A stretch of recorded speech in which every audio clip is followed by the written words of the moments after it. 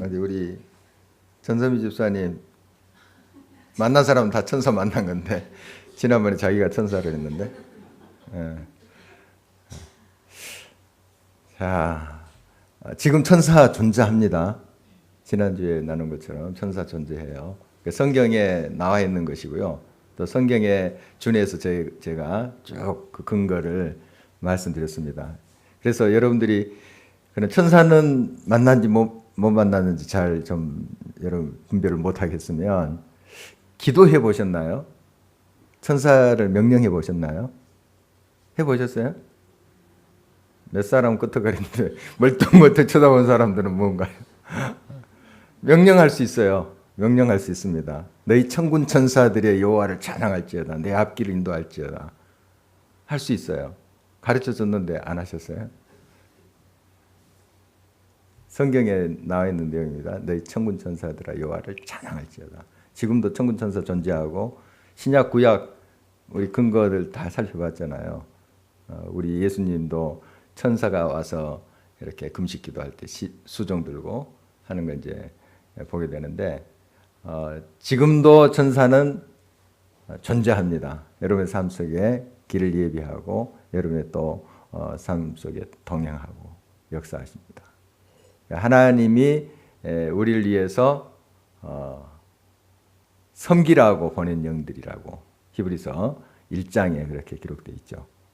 섬기는 하나님의 종들입니다. 그래서 이 천사를 통해서 또 하나님이 말씀을 전달하시기도 하고 성경에 많이 나오죠.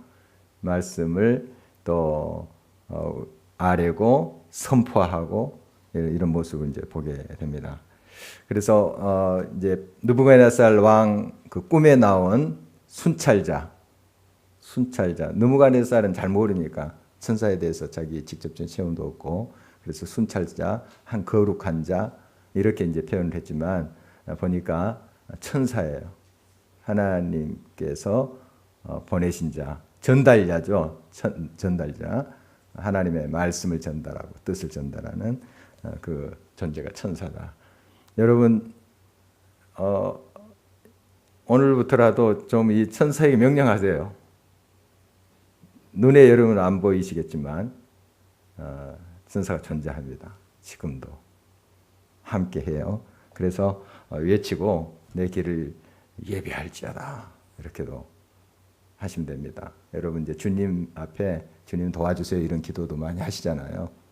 또 성령이여 하면서 또 성령을 의지하는 그런 기도도 많이 하시지만 천군 천사 분명히 있으니까 또 하나님이 우리가 부릴 수 있도록 보내신 영이라고 성경에 말씀하셨으니까 그렇게 선언하는 것이죠. 믿음으로 선언하는 것이죠.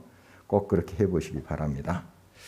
오늘은 느부갓네살 왕이 꿈을 꾸고 다니엘에게 그 꿈 이야기를 해준 거죠. 해준 건데 이제 그 꿈이 어떤 뜻인가 하는 거 그걸 같이 나누고자 합니다. 이제 꿈 이야기를 다니엘이 들으면서 왕 앞에 지금 있을 거 아니에요. 들으면서 그 다니엘이 반응하는 모습이 오늘 19절에 나오는데 한번 다시 한 목소리로 읽어보도록 하겠습니다.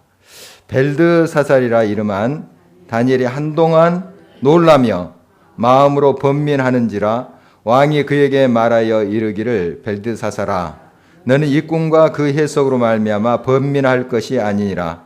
벨드사살이 대답하여 이르되 내 주여 그 꿈은 왕을 미워하는 자에게 응하며 그 해석은 왕의 대적에게 응하기를 원하나이다. 지금 다니엘이 꿈을 해석하고 있는데 느부갓네살이 어떻게 그 이야기를 다니엘의 이야기를 듣고 있었을까요? 본 적이 없기 때문에 잘 모르시겠죠. 굉장히 경청했을 것 같아요. 지금 굉장히 이 의미 심장한 그런 꿈이거든요. 그러니까 여러 꿈을 꿨겠죠. 그동안 느부갓네살도 막 이제 스쳐가는 꿈, 또 소위 우리가 흔히 말하는 개꿈도 꿨을 것 같아요.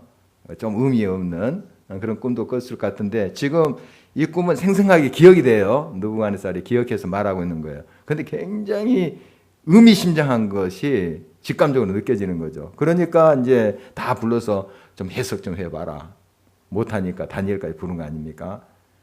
그래서 다니엘이 꿈을 해석할 때 느부갓네살은 경청했을 거예요. 한마디 한마디를. 아마 그런 태도로 지금 이 느부갓네살 왕이 다니엘의 해몽을 듣고 있었으리라 그렇게 봐요. 그냥 너 꿈 해석해봐라 하고 그냥 딴 생각하는 것이 아니라 굉장히 집중해서 지금 다니엘을 쳐다보고 있는 것이 아닌가 그렇게 싶어요. 그러니까 다니엘의 표정을 읽고 있는 거죠. 지금 다니엘은 한동안 놀랐습니다. 그러니까 느부갓네살 왕이 그 꿈 이야기를 하고 난 다음에 한동안 왕 앞에 앉힌데도 이렇게 자기가 막 일부러 막 놀란 척이 아니고 진짜 이게 이제 꿈을 아니까 그 다니엘은 꿈의 내용을 알게 됐잖아요. 성령께서 막 동시통역식으로 그냥 막 그 꿈이 해석되게 하신 거예요. 그러니까 알아요. 그 꿈의 내용을 바로 동시간대에 느부갓네살의 그 꿈을 다니엘은 아는 거예요. 그 의미를 아니까 지금 놀라는 거죠. 굉장히 이제 놀라는 표정을 짓고 있는 거죠. 그랬더니 느부갓네살이 그걸 못 봤을까요? 지금 경청하고 계속 다니엘의 그 모습을 보고 있었을 텐데 느부갓네살이 알죠. 야, 이게 심상치 않구나. 굉장히 이게 자기에게 긍정적인 내용이 아닐 것이다 하는 것을 알게 돼요. 꿈 해석을 하지 않아도. 왜냐하면 다니엘이 환하게 이렇게 웃고 굉장히 그 표정이 좋으면은 이게 길몽이구나, 좋은 꿈이구나 그렇게 좀 알 거 아니에요. 그런데 지금 막 번민하는 모습 왕 앞인데 보니까 막 한동안 놀라가지고 말을 못하는 이게 이제 직감적으로 느껴질 수 있죠. 웬만한 사람 다 알아요. 이게 좋은 꿈은 아니구나. 그 흉몽이구나. 흉몽. 나쁜 꿈이구나. 직감하게 돼요.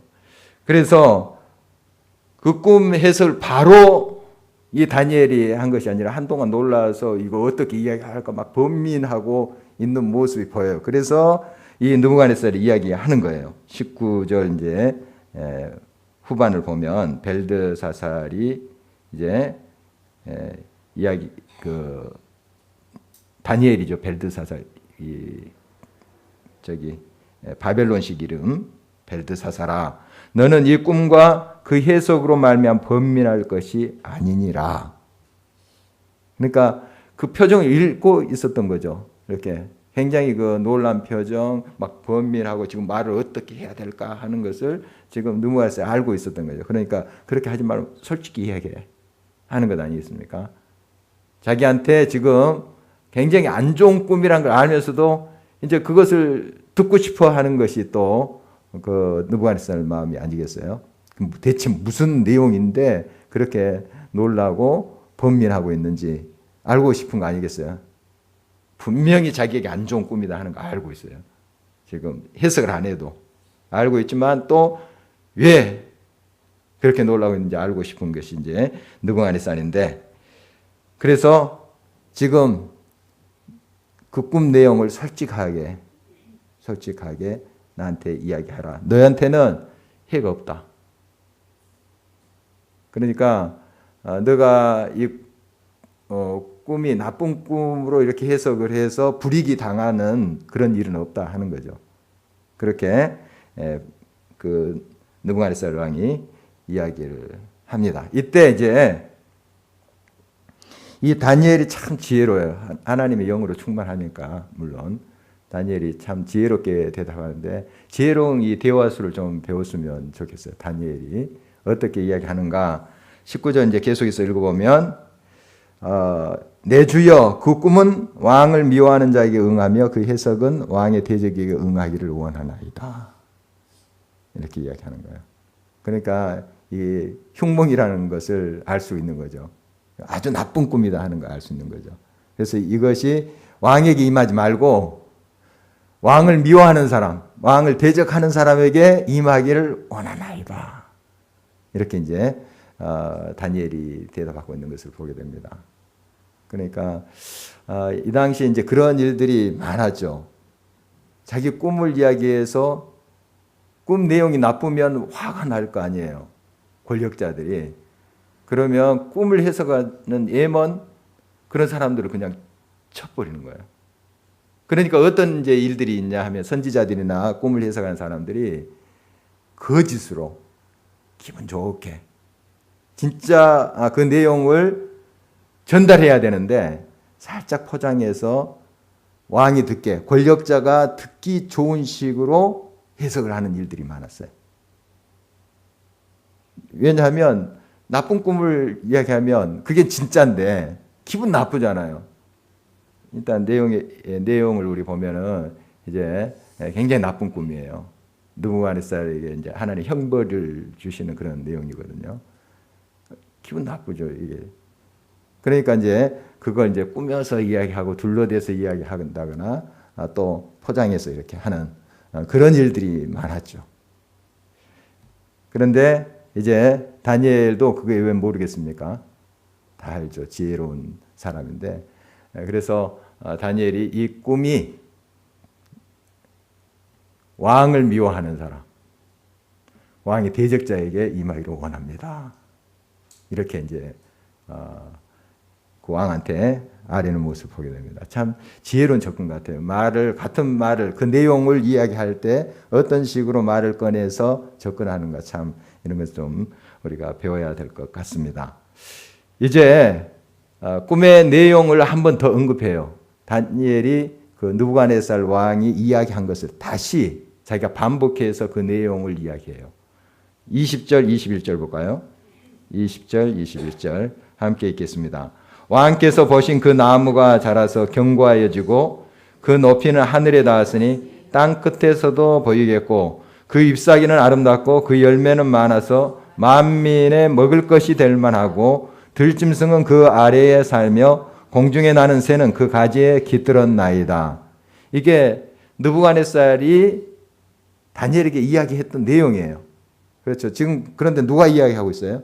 다니엘이 이야기하고 있어요. 또 느부갓네살이 알고 있는 자기가 꿈의 내용을 다니엘이 또 언급하면서 이야기해요. 이게 뭔가 하면 그 말을 경청했다는 거예요. 뭐 경청할 수밖에 없지만 이 신하가 왕이 이야기하는데 딴점 피우겠어요. 경청할 수밖에 없지만 그래도 그 말을 다시 언급해 주므로 내가 잘 들었습니다 하는 메시지가 있어요. 그러니까 우리가 이제 여러 대화 속에서도 누가 질문을 하고 할 때 그 질문을 내가 다시 반복한 거예요. 잘 내가 경청하고 있습니다. 그리고 그게 맞습니까 하는 걸 다시 한번 확인하는 거예요. 그게 맞습니까? 확인하는 거예요. 이게 이제 상대방이 굉장히 신뢰심을 갖게 해요. 이런 지혜로운 대화술이 우리에게 필요합니다. 다니엘 참 이렇게 보면 젊은 사람인데 굉장히 지혜롭게 이렇게 말하는 모습 봅니다. 그러니까 다 알고 있는 내용이죠. 느부갓네살이 자기가 꾼 꿈이니까 또 생생하게 기억하는 내용이에요. 그걸 왜 또 반복해서 이야기해요? 다니엘이 반복해서 이야기한 내용은 내가 당신의 말을 경청했습니다. 또 이것이 정확한가요? 하는 의미가 있어요. 이제 다니엘이 이야기하는데 느부갓네살 아니 그거 아니에요. 그런 내용이 아니야. 이렇게 이야기할 수 있잖아요. 그런데 지금 다 인정하는 걸 보니까 정확하게 들었고 또 정확하게 한 번 더 이야기하고 있는 거죠. 그리고 느부갓네살 왕에게 있어서도 자기가 꾼 꿈이지만 다니엘이 이렇게 해줌으로써 더 생생하게 그 꿈이 살아나요. 기억이 돼요. 다니엘이 이야기해 줌으로써. 우리가 이야기한 내용을 다른 사람들이 경청해서 듣고 한 번 더 짚어주면 그 내가 이야기한 거지만 그게 확실하게 내게 기억이 돼요. 그런 것을 우리가 알 수 있는데 다니엘은 참 이렇게 지혜롭게 이야기를 왕한테 하고 있는 모습을 보게 됩니다. 이제 해몽이 들어가요. 그러니까 느부갓네살 왕의 꿈을 다시 언급해주고 그 내용을 이야기한 다음에 드디어 이런 뜻입니다. 이렇게 하는 모습을 보게 되는데 22절 보도록 하겠습니다. 왕이여, 이 나무는 곧 왕이시라. 이는 왕이 자라서 견고하여 지고 창대하사 하늘에 닿으시며 권세는 땅끝까지 미치심이니이다. 그 꿈의 내용 중에 굉장히 큰 나무가 땅 중앙에 있었잖아요. 그리고 웅장한 나무. 거기에 이제 밑에는 들짐승들이 쉬기도 하고 또 열매를 또 먹기도 하고 새가 깃들고 이런 꿈의 내용인데 바로 그 나무가 누구냐? 왕이십니다. 그러니까 바벨론 왕국을 의미하기도 하고요. 바벨론 왕국은 바로 그 당시에는 왕이에요. 왕이 그 나라예요. 지금은 이제 좀 다르지만 대통령이 그 나라는 아니죠. 그러나 그 당시에는 바로 왕이 그 나라예요. 그래서 지금 이 나무는 바벨론을 의미하기도 하고요. 느부갓네살 왕 자신을 의미합니다. 거기에 이제 많은 나라들이 깃들이기도 하고 석국들이죠. 그걸 의미하는 거죠. 그리고 그 웅장한 그 나무는 바벨론 제국을 의미합니다. 그리고 이제 계속 23절 말씀을 보면은 또 느부갓네살 왕이 꿈의 내용을 다시 언급해요. 그러니까 왕이 이렇게 보셨습니다 하는 내용인데 23절 계속해서 읽어볼까요?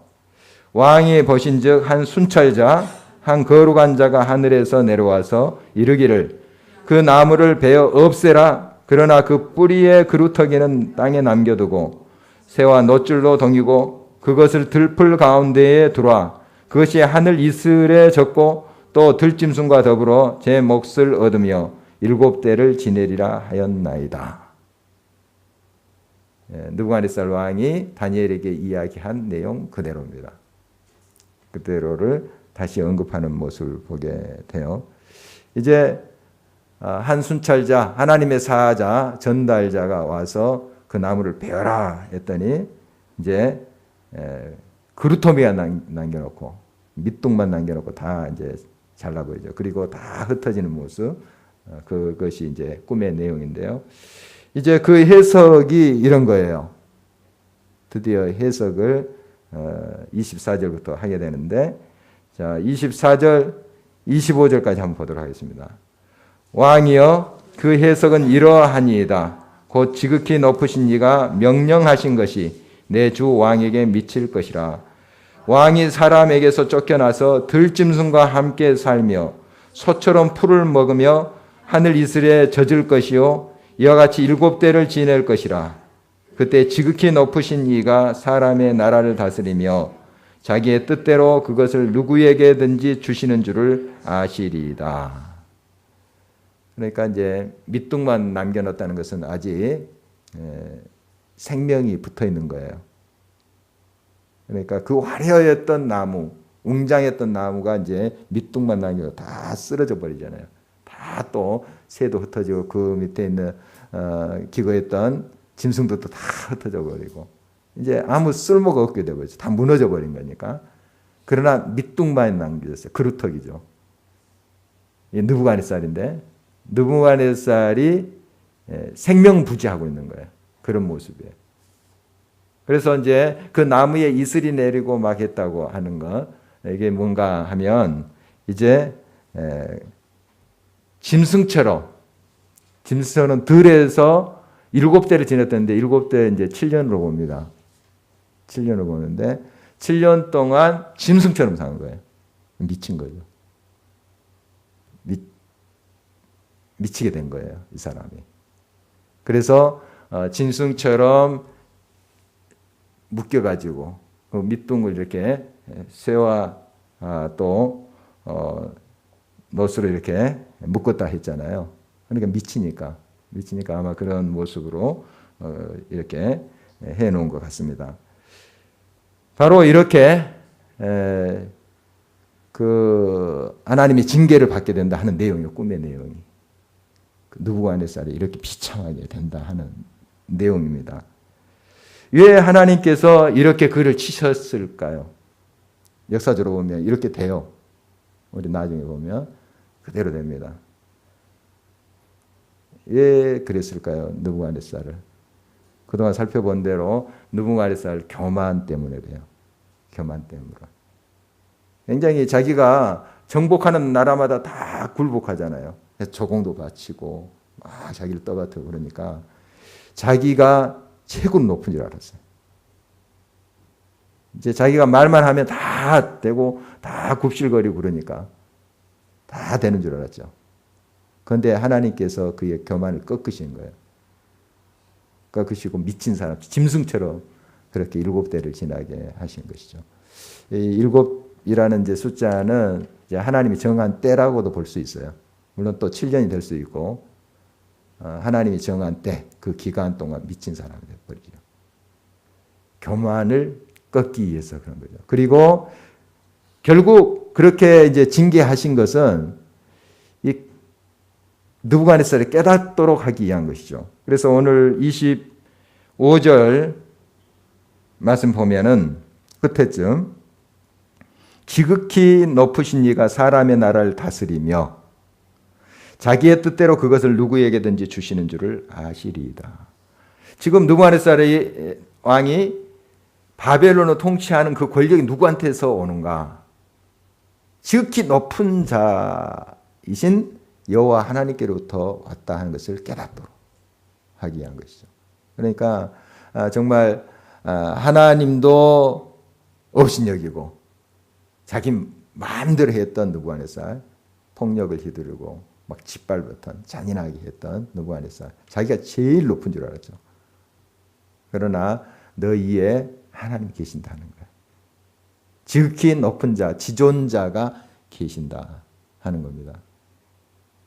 그것을 언제나 인정하고 겸손히 그 하나님 앞에 행하도록 하기 위해서 바로 이런 징계를 주시는 것이죠. 여러분, 지존자이신 하나님, 지금도 여러분의 삶 속에 함께 하십니다. 그분 앞에 늘 우리가 겸손해야 돼요. 우리가 물론 바벨론 왕국을 소유한 사람은 아니지만 우리도 모르게 교만해질 때 있어요. 조금 뭐가 있고 성취하고 그러면 뭔가 대단히 내가 뭔가를 가지고 있는 것처럼 이제 착각할 때 있거든요. 그러면 이제 나도 모르게 교만이 들어와요. 교만. 그런데 꼭 그 교만을 하나님께 꺾으십니다.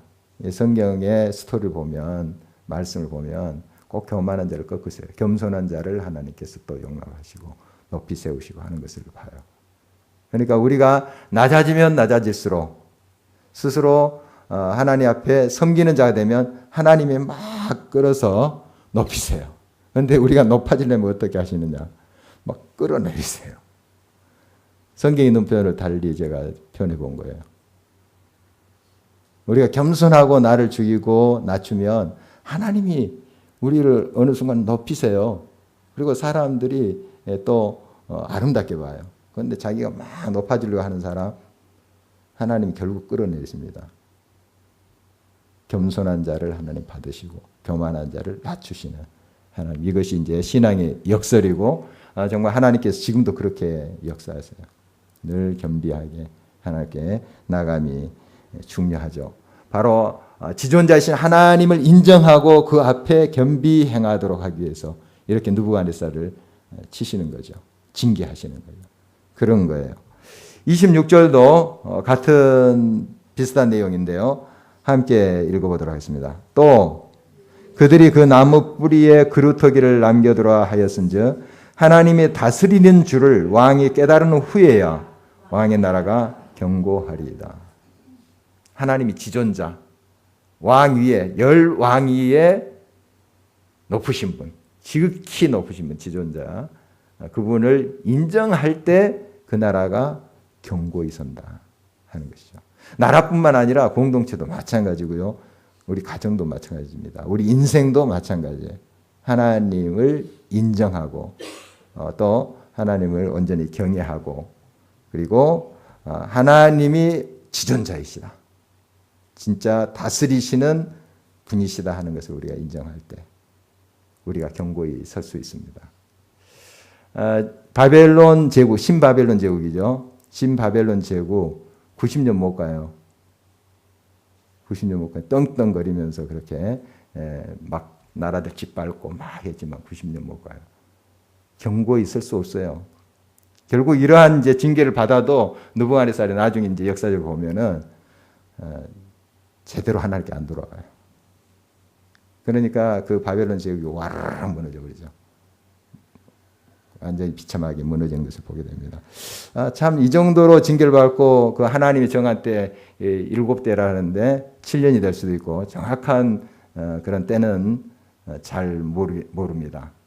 그러나 하나님이 정한 때 또 7년으로 해석할 수 있고 이런 이제 여러 그 해석의 의견들이 있지만 그 하나님의 징계를 이 정도로 받았으면 겸비해서 이제 든든히 서야 되지 않겠어요? 겸비해서. 근데 사람이 그러지 않나 봐요. 이제 나중에 제정신 돌아오는데 제정신 돌아와서 또 이제 진짜 정신 나가게 되는 거죠. 아까는 이제 이 정신적으로 이제 미친 사람이라면 하나님 없이 교만 속에 있는 사람은 진짜 미친 거예요, 진짜. 진짜로. 정말 제정신이 아닌 그런 가운데 결국 멸망하고 마는 것을, 그 나라가 멸망하고 마는 것을 볼 수 있습니다. 우리가 견고히 설 수 있는 것, 늘 하나님 앞에 겸비하여 나갈 때 하나님이 우리를 다져주시고 우리를 세워주시고 높이시는 거죠. 여러분 인생 철저히 하나님 앞에 내려놓으세요. 또 여러 연단의 그 과정 속에서 꼭 배워야 됩니다. 느부갓네살은 이런 연단을 받고서도 결국 하나님 앞에 돌아오지 못했어요. 얼마나 불행한 인생이에요. 정말 그가 제대로 하나님을 경외하는 자리 이렇게 체험했다면 꿈을 통해서 또 하나님의 살아계심을 체험했다면 지존자를 인정하고 그 앞에 겸손히 행했다면 아마 그 나라가 든든히 서갔을 거예요. 말씀대로.